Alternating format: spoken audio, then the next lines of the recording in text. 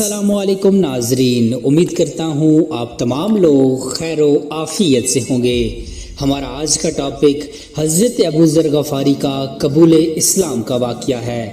حضرت ابو ذر غفاری رضی اللہ تعالیٰ عنہ مشہور صحابی ہیں جو بعد میں بڑے زاہدوں اور بڑے علماء میں سے ہوئے۔ حضرت علی رضی اللہ تعالیٰ عنہ کا ارشاد ہے کہ ابو ذر رضی اللہ تعالیٰ عنہ ایسے علم کو حاصل کیے ہوئے ہیں کہ جس سے لوگ عاجز ہیں، مگر انہوں نے اس کو محفوظ کر رکھا ہے۔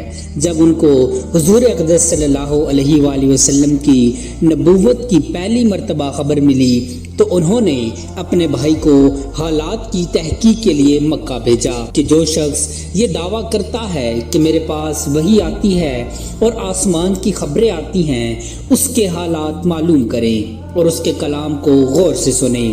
وہ مکہ مکرمہ آئے اور حالات معلوم کرنے کے بعد اپنے بھائی سے جا کر کہا کہ میں نے ان کو اچھی عادتوں اور عمدہ اخلاق کا حکم کرتے دیکھا ہے۔ حضرت ابو ذر غفاری رضی اللہ تعالیٰ عنہ کی اپنے بھائی کی بات سن کر تسلی نہ ہوئی تو خود سامان سفر باندھا اور مکہ پہنچے اور سیدھا مسجد حرم میں گئے۔ حضور صلی اللہ علیہ وآلہ وسلم کو پہچانتے نہیں تھے اور کسی سے پوچھنا مسلک کے خلاف تھا۔ شام تک اسی حالت میں رہے۔ حضرت علی رضی اللہ تعالیٰ عنہ نے دیکھا کہ ایک پردیسی مسافر ہے۔ مسافروں کی، غریبوں کی، پردیسیوں کی خبرگیری، ان کی ضرورتوں کو پورا کرنا ان حضرات کی گھٹی میں پڑا ہوا تھا، اس لیے ان کو اپنے گھر لے آئے، میزبانی فرمائی، لیکن ان سے پوچھنے کی کچھ ضرورت نہ سمجھی کہ کون ہو اور کہاں سے آئے ہو۔ مسافر نے بھی کچھ ظاہر نہ کیا۔ صبح کو پھر مسجد آ گئے۔ دن بھر اسی حال میں گزرا کہ خود پتہ نہ چلا اور دریافت کسی سے نہ کیا۔ غالباً اس کی وجہ یہ ہوگی کہ حضور صلی اللہ علیہ وآلہ وسلم کے ساتھ دشمنی کے قصے بہت مشہور تھے۔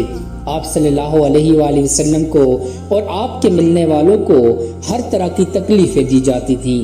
دوسرے دن شام کو بھی حضرت علی رضی اللہ تعالیٰ عنہ کو خیال ہوا کہ پردیسی مسافر ہے، بظاہر جس غرض کے لیے آیا ہے وہ پوری نہیں ہوئی، اس لیے پھر گھر لے گئے اور رات کو کھلایا اور پھر سلا دیا، مگر پوچھنے کی اس رات کو بھی نوبت نہ آئی۔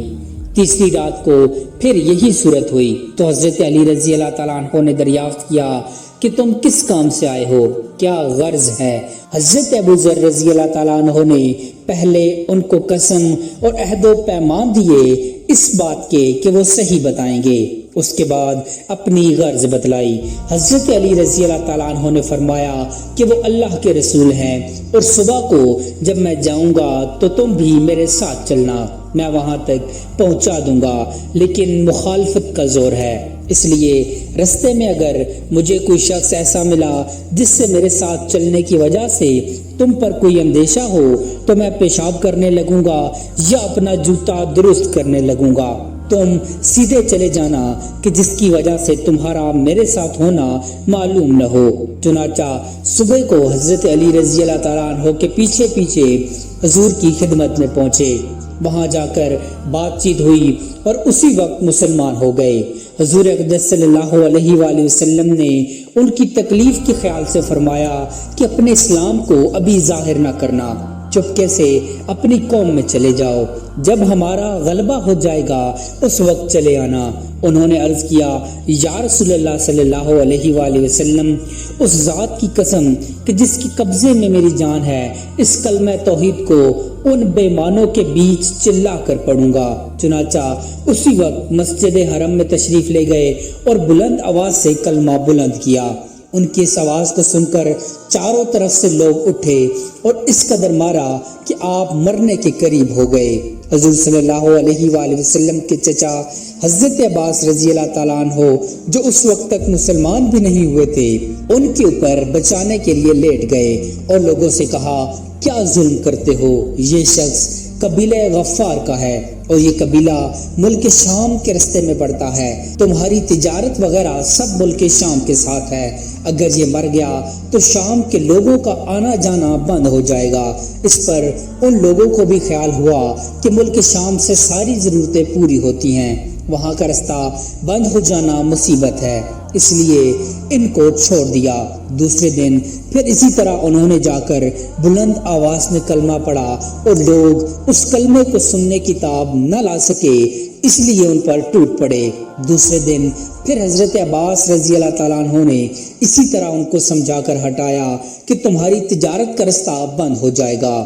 تو دوستو، یہ تھا حضرت ابو ذر غفاری رضی اللہ تعالیٰ عنہ کے اسلام قبول کرنے کا واقعہ۔ حضور صلی اللہ علیہ وآلہ وسلم کے ارشاد کے باوجود اپنے اسلام کو چھپاؤ، ان کے اندر دین اسلام کا یہ جذبہ اور یہ غلبہ تھا کہ جب یہ دین حق ہے تو کسی کے باپ کا کیا جاتا ہے جس سے ڈر کر چھپایا جائے۔ اور حضور صلی اللہ علیہ وآلہ وسلم کا منع فرمانا شفقت کی وجہ سے تھا کہ کہیں آپ کو کسی قسم کی تکلیف کا سامنا نہ کرنا پڑے، ورنہ حضور صلی اللہ علیہ وآلہ وسلم کے خلاف جانا صحابہ رضی اللہ تعالیٰ عنہ کی یہ مجال ہی نہیں تھی، کیونکہ حضور اقدس صلی اللہ علیہ وآلہ وسلم خود ہی اسلام پھیلانے میں ہر قسم کی تکلیفیں برداشت فرما رہے تھے۔ اسی لیے حضرت ابو ذر رضی اللہ تعالیٰ عنہ نے سہولت پر عمل کی بجائے حضور صلی اللہ علیہ وآلہ وسلم کے اتباع کو ترجیح دی۔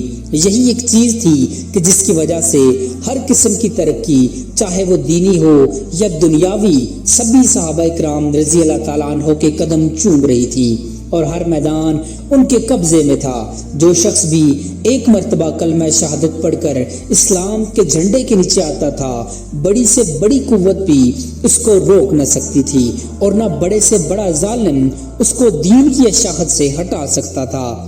دعا ہے کہ اللہ تعالیٰ ہم سب کو بھی صحابہ کرام رضی اللہ تعالیٰ عنہ کے نقش قدم پر چلنے کی توفیق عطا فرمائے، آمین یا رب العالمین۔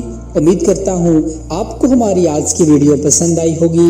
مزید ایسی انفارمیٹیو ویڈیوز دیکھنے کے لیے چینل کو سبسکرائب کر لیجئے۔ جزاک اللہ خیرہ۔